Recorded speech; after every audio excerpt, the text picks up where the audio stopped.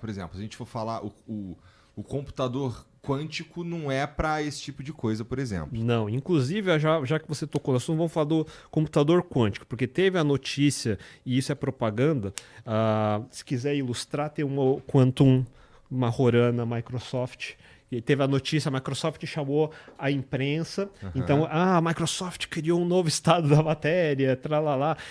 Foi um puta circo e basicamente foi só um circo. Esse paper, e foi um paper, e eles publicaram na revista Nature. A própria revista Nature tem muitas críticas a respeito desse paper. Se você ler o paper, é um paper que até quem não é um acadêmico começa a falar, mas as premissas que ele está fazendo aqui são muito... não parece que funciona, sabe? Majorana é um termo que foi um pesquisador, acho que italiano, muito tempo atrás, ele fez uma hipótese que poderia haver um estado diferente chamado Majorana, e aí a Microsoft pegou, que bacana esse nome, vamos colocar no nosso produto. E por que Majorana seria interessante se fosse verdade? Em computador quântico, você tem o tal dos qubits, que são estados...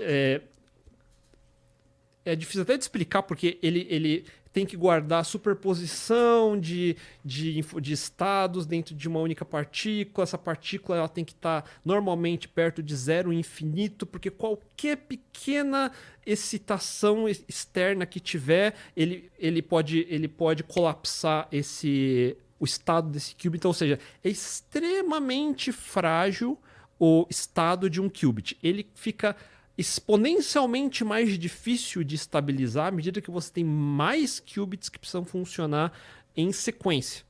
Então, se você olhar o Google, empresas que estão pesquisando, IBM que pesquisa isso, normalmente é algum subsolo coberto com chumbo para evitar partículas subatômicas que possam interferir em uma câmara totalmente isolada, zero absoluto para conseguir fazer.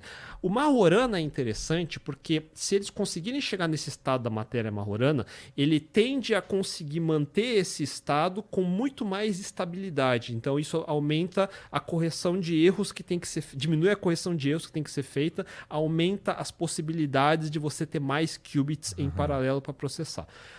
Hoje em dia... Nossa, conseguir é difícil pra cacete. É difícil pra cacete. Assim, é um cenário que hoje, se você olhar, você tem que ter um estádio de futebol de área, de infraestrutura para conseguir manter um negócio desse para uso de verdade. Para uso acadêmico é uma coisa, para protótipo é uma coisa, mas se eu quiser de fato processar isso de verdade, um computador quântico, para ser minimamente usável, ele precisa ter na ordem, sei lá, de 80 mil qubits, 100 mil qubits estáveis para processar.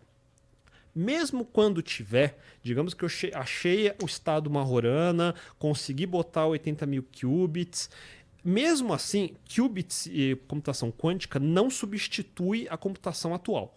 Ela não substitui. Ela seria, da mesma forma como uma CPU, eu coloco uma GPU para ajudar, então eu colocaria um QPU para também ajudar certos tipos de processamento. Entendi. Então, para começar, não resolve todos os problemas. Até um computador quântico, ele não é um computador que eu jogo um programa e ele me dá um resultado. Eu tenho que rodar múltiplas vezes, ele vai me dar uma distribuição probabilística de resultados, e aí eu vou pegar dentro dessa distribuição a probabilidade maior. Então, ele não me dá uma resposta determinística, exata. Ele me dá um range de probabilidades.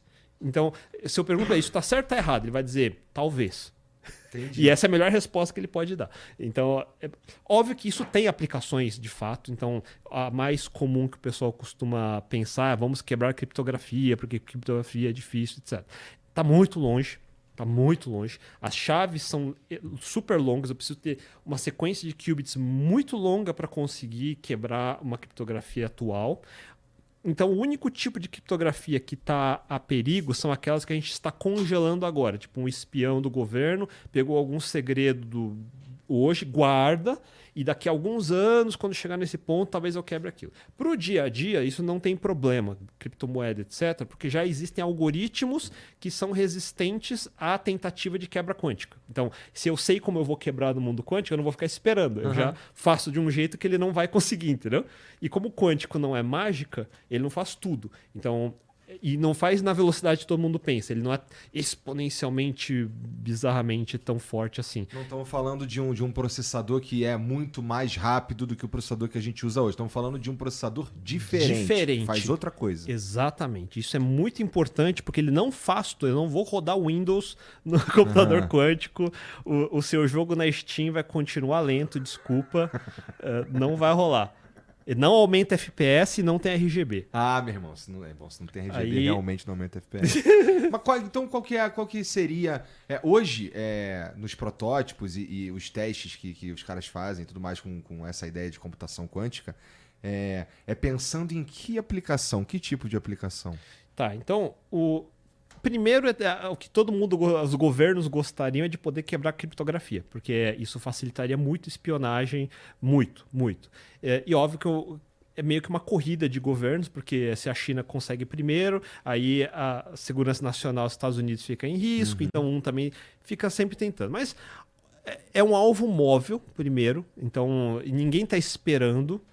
Mesmo no mundo open source, criptomoedas, etc., ninguém está esperando que isso vá acontecer, mas já temos contingências caso aconteça. Então, chega nesse ponto. No mundo de IAs, de fato, é uma possibilidade que ele possa ajudar no treinamento, não é uma garantia, eu não parei para pesquisar ainda se já tem algoritmos que existem, então isso não tem nada definido ainda que funcionaria. E, de novo, eu precisaria ter uma sequência de qubits muito grande. E você também falou que para estabilizá-los, à medida que você vai colocando mais qubits... Fica mais e mais difícil. Mesmo com uma Rorana, não é uma CPU... A Microsoft fez um protótipo bonitinho, de uma caixinha e tal. Dá a impressão que, nossa, é só eu plugar isso no meu PC, espetar no meu PC. Não vai assim que vai funcionar.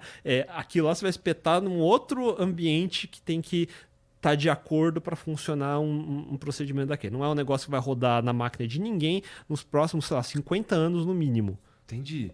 Não sei se eu fico triste ou feliz, cara, porque assim, a gente vai falar bastante de inteligência artificial, mas a sensação que eu tenho, hoje, se eu abro o Instagram ali, a maioria das coisas que eu vejo são avanços que a inteligência artificial faz. E aí, uma comparação comum que tem agora, por exemplo, aquela um vídeo antigão do Will Smith comendo macarrão e os vídeos do VO3, né? O VO3 foi sensacional. Inclusive, isso é legal até o VO3, porque o timing, de novo, que eu tava te falando, que foi muito bom. Porque o VO3 acho que saiu agora no Google I.O., no evento que teve do Google, e paralelo a gente teve o Microsoft Build e teve agora a Apple WWDC, que foi uma vergonha total. Por quê? Porque ano passado, no WWDC de 2024, a Apple anunciou todo pomposo